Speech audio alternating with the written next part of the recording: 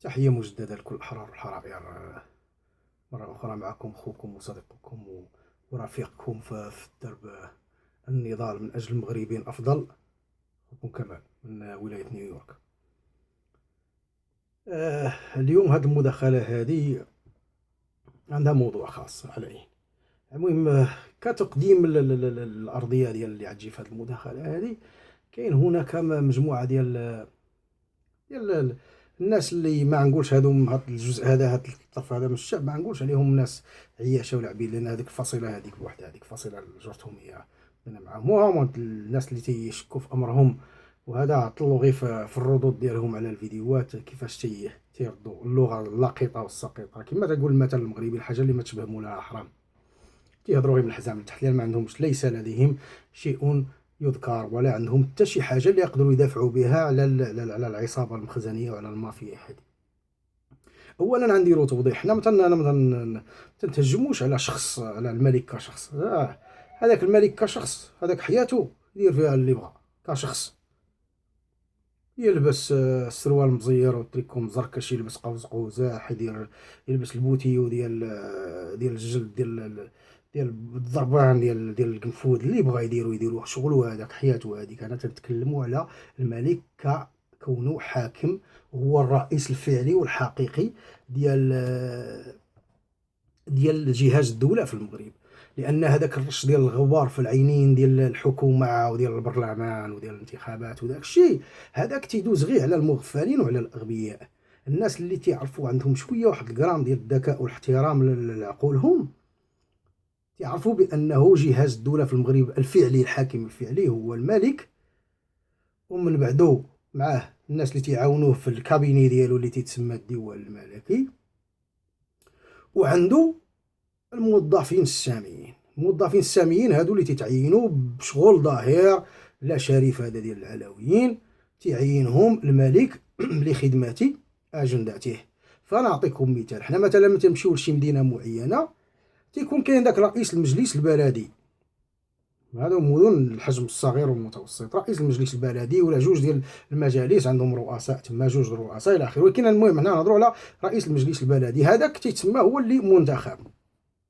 ولنفترض ان الانتخابات هذه اليات ديمقراطيه في المغرب، بالرغم على اننا كلنا بما فيها وبالاخص العياشه هادو، العياشه وهاد الفصيله ديال العبيد، هاد المشرطين الحناك هادو اللي تيدافعوا على المؤسسه الملكيه، هما من الناس اللي تيمشيو تيصطفوا باش تياخذوا ديك ال 200 درهم وديك ال 100 درهم. حنا تنعرفوها حتى كما تنقولوا بالدارجه، تدوز معلقه في القصبه، يعني بحال الهديه ديال العرس. راه فلان راه في الكراج الفلان فلاني راه تيفرق 200 درهم، هاك شد هاد النص هذا ديال 200 درهم، وملي تصوت تخرج وتورينا التصويته ديالك نعطيوك النص الاخر ديال 200 درهم. هذه هي انتخابات المغرب، هذه انتخابات المغرب. واللي ما دارش هكاك في المغرب ما تيربحش، ما تيسيقولوش حتى الخبار، راه كان مرشح. دونك هذه هي الانتخابات ديال المغرب. هذاك ملي تمشيو لديك البلاصه، داك رئيس المجلس البلدي ماشي تيكون هو المسير الفعلي ديال ديك المدينه، لا، تيكون المسير الفعلي لديك المدينه هو العامل ومؤسسته اللي فيها القياد، البشوات الى اخره، مقدميه الى اخره. هادو هما اللي تيسيروا المدينه، وهما اللي تيقرروا الاتجاه ديال ديك المدينه، وهما اللي تيتحكموا حتى في ديك الميزانيه اللي تتجي للمجلس البلدي، وتيعرفوا بانها كيفاش لما تفرق وشكون اللي يسمحوا ليه ياكل منها وشكون اللي ما يسمحولوش ياكل منها، تتفرق على معرفتهم وتياخذوا منها حقهم. والعامل هو موظف سامي تتعينه الملك. يعني إذا كانت مدينة معينة تمارس فيها عمل سياسي وتسييري يعني فاسد ومفسد وراشي ومرتشي إلى آخره، فتتبقى المسؤولية لمن عين هذاك الموظف السامي تما، الملك. إذا هادشي المحكومات والبرلمان وداك الشيء هذاك غبرة في العينين المغفلين. ليس للحكومات، نسميهم المحكومات حنا، هذه ليس للحكومات أي دور سوى أنه تلميع على الصورة وشراء ضمائر الدكاكين السياسيه، الاحزاب السياسيه لا تترضى انها تبيع نفسها. وحنا تنشوفوا دابا اصبحت رواج هذا الريع، هذاك هو اللي تنسميوه الريع، هو انه بحال اللي كنا تنتفرجوا من كنا صغار، كانوا تيدوزوا لنا داك المسلسلات والافلام ديال الشعراء بحال المتنبي، وتلقى سيف الدوله تيجي المتنبي وتيكتب عليه قصيده شعريه، وسيف الدوله تيهز داك الكيس من الدنانير وتيلوحوا له. هذاك الشيء اللي تيديروا، هذاك هو الريع. طالما غتلمع الصوره ديال المؤسسه الملكيه وغتنخرط في سياساتها وغتقول تعترف بان ما تقوم به هو المسلسل الديمقراطي، واي ممارسه خارج هذاك الخطوط الحمراء فهو ممارسه غير قانونيه، فتاخذ النسبه ديالك من الريع. وحنا تنشوفوا الاحزاب السياسيه اصبحت كدكاكين، وكاين اللي دابا تيتسناو الرخصه باش يحلوا هذا. كاين اللي كانوا في الاسلاميين اصبحوا على راس هاد التجار ديال الريع هادو من بعد ما كانوا فرعين الراس بانهم لا هو دوله الشريعه الاسلاميه، لا هو اماره المؤمنين، لا هو هذا ملي كلاو وشبعوا في كرشهم. دابا ولاو من اهم اليات ديال القمع وديال الاليات ديال التزوير وديال التزييف وديال الكذوب. وهذا ليس غريب. الناس اللي كانوا تعرفوا شنو هو تسييس الدين، تسييس الدين لا ينتج عنه الا النفاق. يعني الدين خصو يبقى ايمان في القلوب الى اخره. طالما تدخل التسييس ولا تيكون الغرض منه هو انه النصب والاحتيال. وتنشوفوا ناس عاوتاني اللي كانوا عيب البارح في اليسار وتغلط الهضره والى اخره، تيصطفونا في داك في الفيدراليه ديال اليسار دابا، وتعترفوا بانه من داخل البرلمان ممكن التغيير. هذا البرلمان اش غتغير منه؟ اش غتغير من البرلمان اللي هو اصلا اغلبيه المكونات ديالو طالعه غير بتدوير هاد الفلوس؟ يعني طالعين تما غير باش ياكلوا، طالعينش باش يغيروا. ولا جيتي تقول لي انت وحدهم انا وحدي نغير، انا غنكون مختلف عليهم؟ راه ما يمكنش تكون مختلف عليهم، لان الاساس ديال داك الشيء ديال داك العمل هو مؤطر بقانون ديال دستور مطبوخ، دستور مفروض لا يسمح بالعمل السياسي في شكله الشريف وشكله النظيف. اذا نهار ترضى تدخل تحت ديك القبه وترضى تعترف بهذا الاجماع على ان المسلسل المخزني هو المسلسل الديمقراطي الوحيد، وان الممارسه من خارجه لا جدوى منها او لا تعتبرها كاع غير قانونيه، فانت اعلنت على انك احد جنود هذا النظام المخزني هذا، وانت في هذه الساعه هذه تمارس الصراع الطبقي في تحالفك مع البرجوازيه التي تسيطر على رقابنا وعلى خيراتنا، والتي تنهبنا. وهما تيقريو وليداتهم في الخارج لانهم عارفين التعليم ديال المغرب لاروب، وتستثمروا فلوسهم في الخارج وتيحطوها وتخزنوها في ابناك في الخارج، اللي تتهرب منها تتهرب، اللي تتحول لممتلكات عقاريه تما وبعض المشاريع تتهرب والى اخره. وحنا نهار يحسوا بنا اننا صافي العافيه تنوض يهربوا يخليوا هذاك الفلوس، حنا غنبقاو حنا دوله مديونه.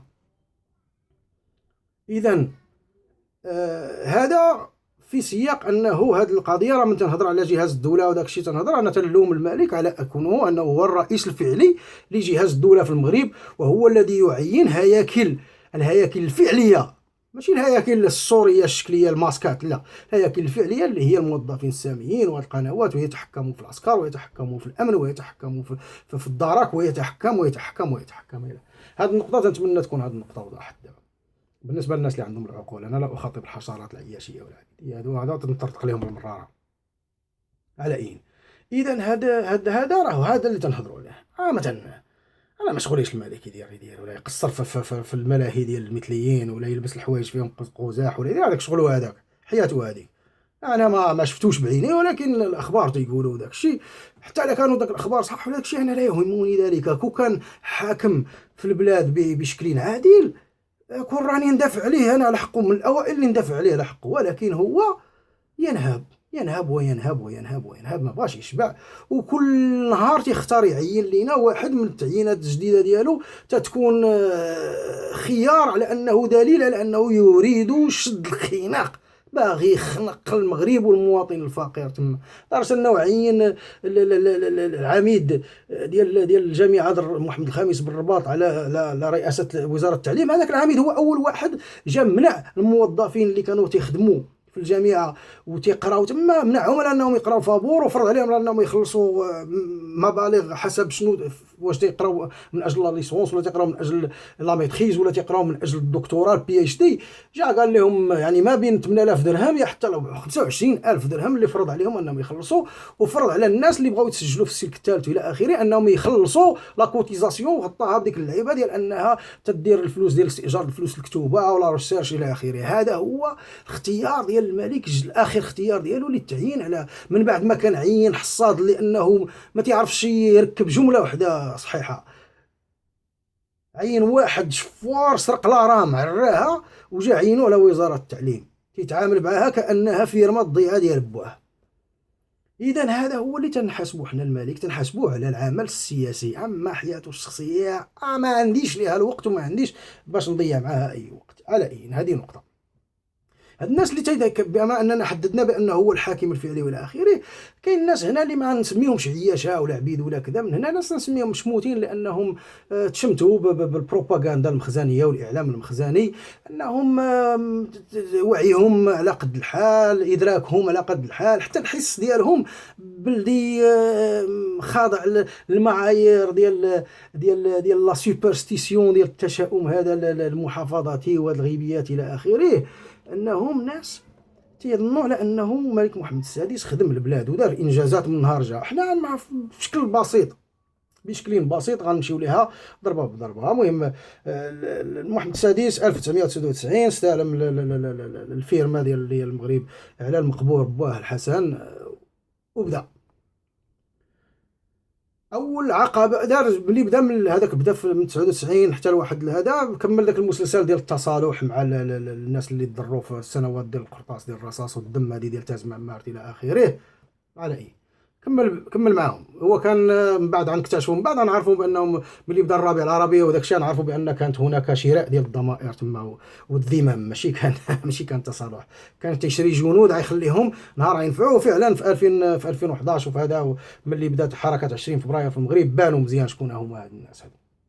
وفي الحراك ديال الريف خلاص تفضحوا فضحا مبينا. اغلبيتهم ماشي كلهم بطبيعه الحال، هناك الشرفاء اللي ما تصالحوش، اللي رفضوا انهم يتصالحوا. دابا في ذاك الوقت هذيك بزاف الناس قالوا حنا ما ندخلوش في هذا الشيء ديال التصالح مع الدمويه ومع الديكتاتوريه. عفوا. اذا التحدي رقم واحد اللي جاء مع بدايه محمد السادس لتربعه بالوراثه علينا حنا كملك، هي ملي جاو الاسبان واحد كميشه العسكر دخلوا واحد جوج ثلاثه، احتاجوا العسكر ديال المغاربه في جزيره ليلى، خداو جزيره ليلى. اسبوعين ونصف اختفى محمد السادس، مشى لفرنسا، تخزن تما، قال لك لو مشى كان تيشوف مع فرنسا شنو يديروا. اي دوله عندها كرامه عندها شرف، اي ملك ولا رئيس عنده كرامه عنده شرف، كان اول حاجه غايدير هو غيكون هنا مع شعبه وغيمشي لديك البلاصه اللي هي فيها وغايدين داكشي اللي دار له. اسبوعين ونصف مشى تما، ملي رجع ما جبدش عليها الهضره. المقبور حسني مبارك هضر عليها في خطاب 2003. المقبور القدافي هضر عليها في خطاب، رغم انني ما نشاركش القدافي مع حسني مبارك، ولكن كلهم كانوا ديكتاتوريات. رؤساء اخرين هضروا عليها وهو ما هضرش عليها، ما دواش، ما قالش، ما دان، ما هان، ما والو. دليل على انه حاكم ماشي موضع ثقه. غدا ولا بعد غدا يجيو يديونا كاملين، ما يهزش، ما يحركش الساكن. ونأكدها لكم انا، هذا ما يحركش الساكن.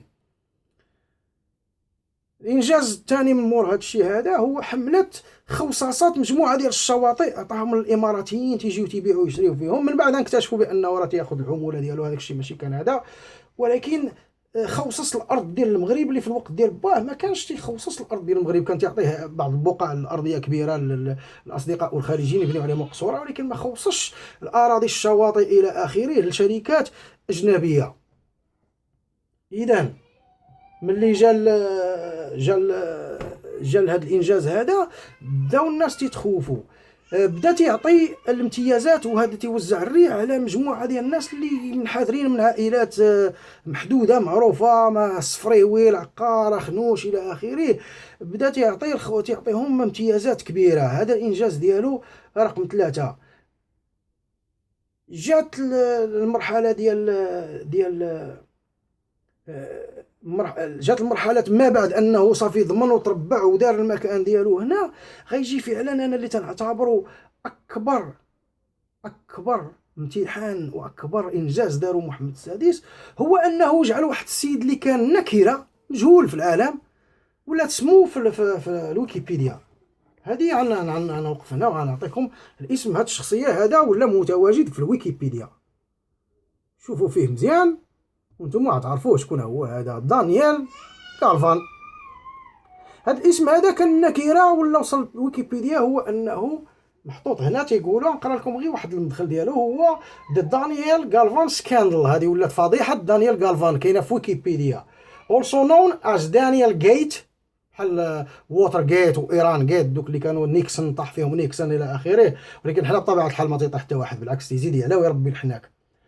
هو فضيحة دانيال مغتصب الأطفال. was a political scandal in which Mohammed VI, the king of Morocco, issued a pardon for Spanish convicted serial child rapist named Daniel Galvan.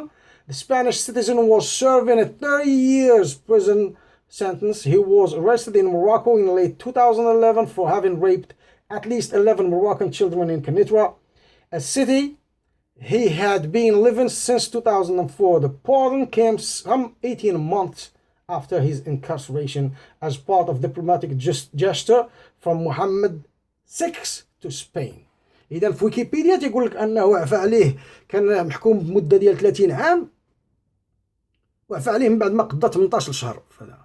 وماشي عفى عليه بالغلط كما يقال هنا، لا عفى عليه بأنه هذا كانت حركة دبلوماسية دار محمد السادس مقابل سبين، وبالأخص الملك ديال اسبانيا خوان كارلوس، لانه كل شيء تعرف بان دانيال غالفان كان من الناس من العائله ديال زوجة ديال الملك خوان كارلوس.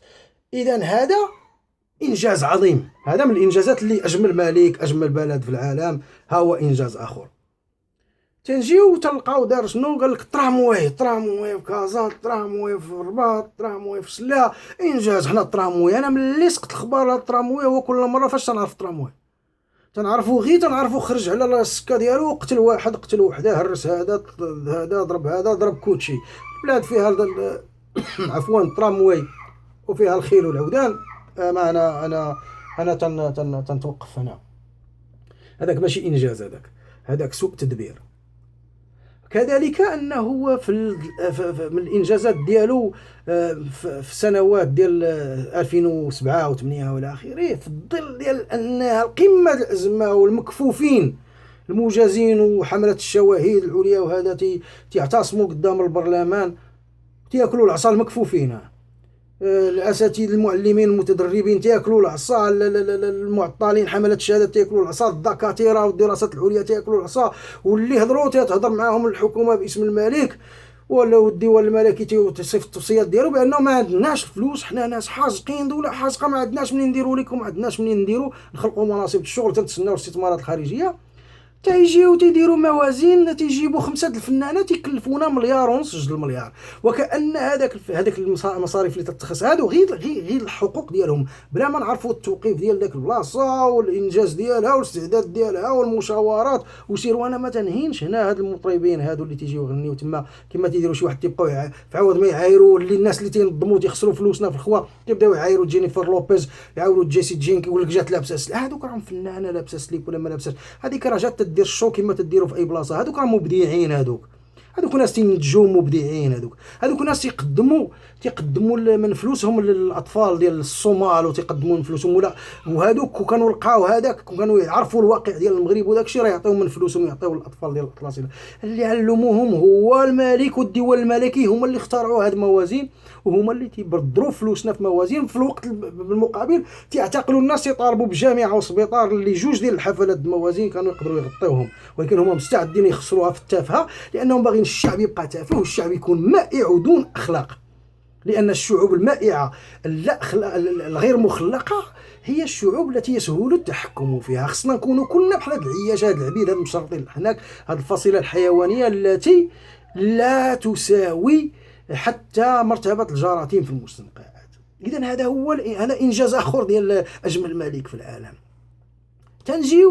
تجي الربيع العربي، تيعلق عاوتاني محمد السادس، تيمشي تيجلس عاوتاني في اوروبا، شويه في تركيا الى اخره. شويه تنسيق الخبر بانه هناك ويكيليكس تقول لك بانه هرب 22 مليون اورو لبنما.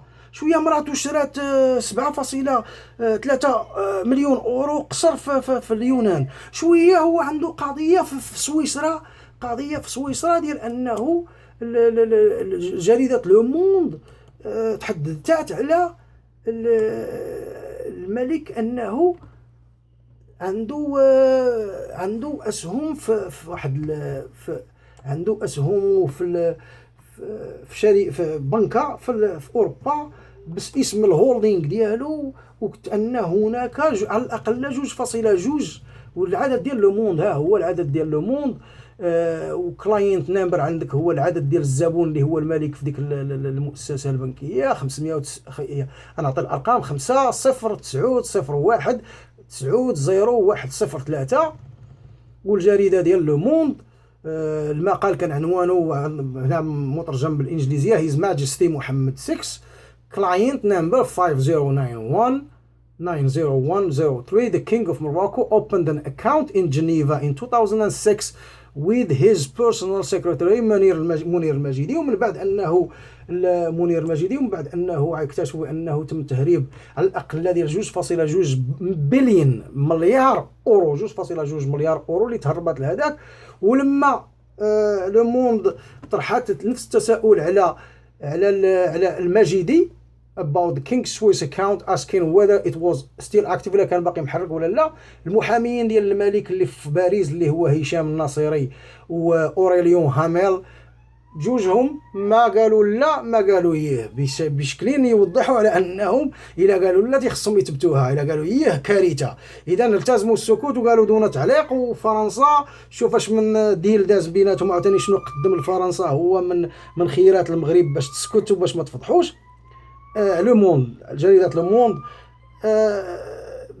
بين الأمور. إذن هذا إنجاز اخر للأجمل مالك في العالم، هو أنه تبتات رسميا بأن 2.2 بليون مليار ديال الأورو تهربات من المغرب إلى حسابه في سويسرا. هذا الحساب في الأكاونت، والأكاونت ديالو اللي في سويسرا هذا هو 5 0 9 0 1 9 0 1 0 3.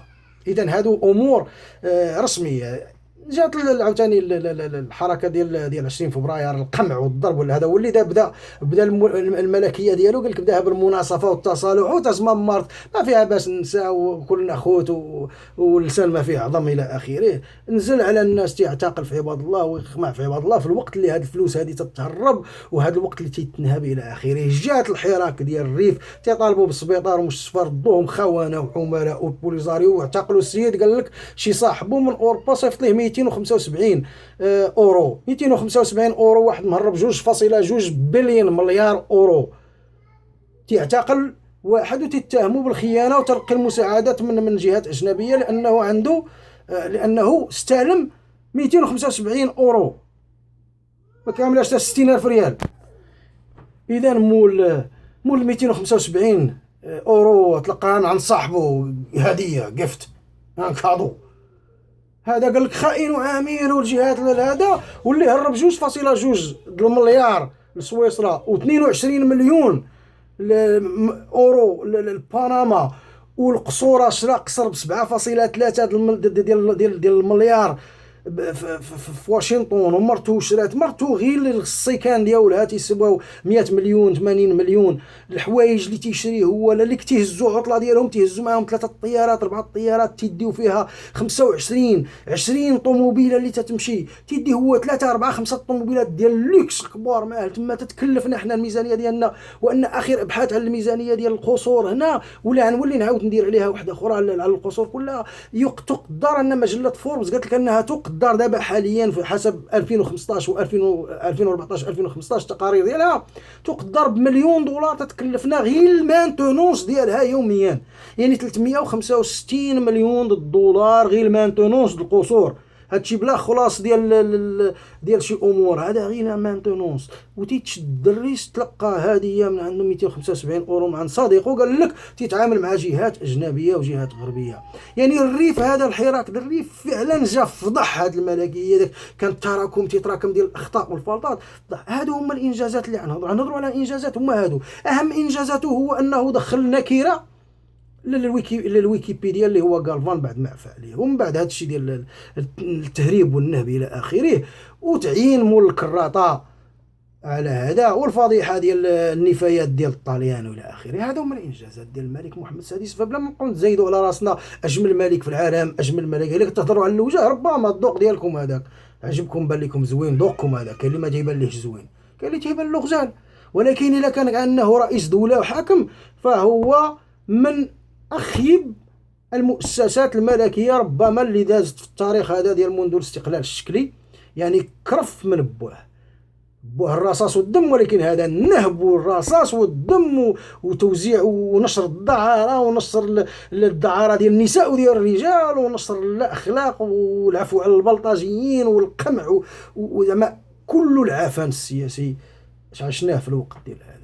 اذا هذا كان توضيح ديال هذا الفيديو هذا باش مابقاوش نتزايدوا على بعضياتنا.